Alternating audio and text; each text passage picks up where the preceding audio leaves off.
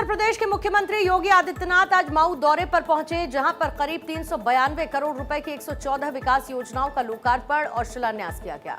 कार्यक्रम के दौरान मुख्यमंत्री ने सबसे पहले पूर्व प्रधानमंत्री चौधरी चरण सिंह की पुण्यतिथि पर उन्हें श्रद्धांजलि अर्पित की और इसके बाद जनसभा को संबोधित करते उन्होंने कहा कि जब अच्छी सरकार आती है और अच्छे लोग चुनकर सत्ता में पहुंचते हैं तभी विकास संभव होता है। उन्होंने कहा कि विकास का लाभ बिना किसी भेदभाव के समाज के हर वर्ग तक पहुंचना चाहिए और सरकार इसी दिशा में काम कर रही है। आज हर एक व्यक्ति तक बिना भेदभाव के विकास और सरकारी योजनाओं का लाभ पहुंच रहा है। मुख्यमंत्री योगी आदित्यनाथ ने अपने संबोधन में पिछली सरकारों पर भी निशाना साधा। उन्होंने कहा कि 2017 से पहले उत्तर प्रदेश में अराजकता का माहौल था और समाजवादी पार्टी माफियाओं के सामने नतमस्तक रहा करती थी। उन्होंने आरोप लगाया कि उस समय गरीबों को सरकारी सुविधाओं का लाभ नहीं मिल पाता था और धार्मिक आयोजनों में भी बाधाएं डाली जाती रहीं। उन्होंने ये भी कहा कि अगर लोग चंदा जुटाकर रामलीला, यज्ञ, नवमी, शिवरात्रि या जन्माष्टमी जैसे आयोजन करना चाहते थे तो उन्हें रोक दिया जाता था। मुख्यमंत्री ने कहा कि 21 साल पहले इसी मऊ को जलाने की पूरी कोशिश की गई थी।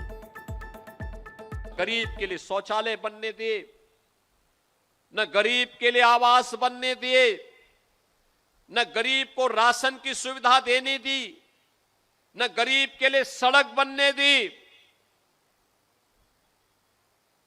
क्योंकि समाजवादी पार्टी तो माफिया और गुंडों के सामने नतमस्तक थी, नाक रगड़ती थी माफिया के सामने। माफिया को देख करके पसीने छोड़ते थे इनको, इनके मुंह से कोई बोली नहीं निकलती थी। बहनों और भाइयों, जो आज उपदेश देते फिरते हैं समाजवादी पार्टी के लोग, इनसे पूछा जाना चाहिए, इनसे पूछा जाना चाहिए कि जो 65 लाख गरीबों को आज प्रदेश में आवास मिला है, ये 65 लाख आवास 4-4 बार समाजवादी पार्टी की सरकार थी तब क्यों नहीं गरीबों को मिला है, ये प्रश्न इनसे पूछा जाना चाहिए। मुख्यमंत्री योगी ने कहा कि पहले हिंदू त्योहारों और धार्मिक आयोजनों में उपद्रव पैदा करने की कोशिश की जाती थी, लेकिन अब हालात बदल चुके हैं। उन्होंने कहा कि अब किसी भी माफिया गुंडे में इतना दुस्साहस नहीं है कि वो किसी पर्व या धार्मिक कार्यक्रम में बाधा डाले। उन्होंने चेतावनी दी कि अगर किसी ने धार्मिक आयोजन में व्यवधान डालने की कोशिश की तो उसका हश्र रावण और कंस जैसा होगा। उन्होंने कहा कि अगर किसी ने बेटियों और व्यापारियों की सुरक्षा में सिर लगाने की कोशिश की तो उसके लिए सिर्फ यमराज ही इंतजार करेंगे। मुख्यमंत्री ने कहा कि अब कोई माफिया खुलेआम पिस्टल लहराते हुए हिंदुओं को धमका नहीं सकता। बहनों और भाइयों, अब मैं कह सकता हूं, किसी माफिया में दुस्साहस नहीं, किसी गुंडे में दुस्साहस नहीं कि किसी पर्व और त्योहार में व्यवधान पैदा कर दे और उपद्रव पैदा कर दे।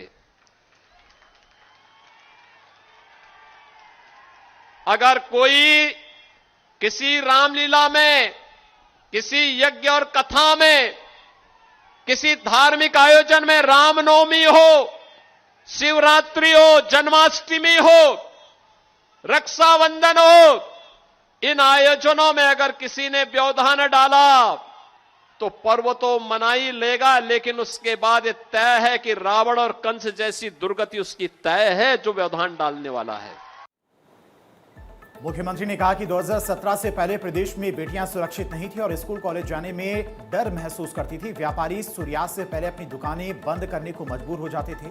उन्होंने कहा कि उस समय प्रदेश में ऐसा अराजक माहौल था कि युवाओं के सामने पहचान का संकट खड़ा हो गया था और प्रदेश के बाहर यूपी का नाम सुनकर लोग पीछे हट जाते थे। लेकिन अब उत्तर प्रदेश की पहचान बदल चुकी है और कानून व्यवस्था मजबूत होने के साथ साथ विकास के नए आयाम स्थापित हो रहे हैं।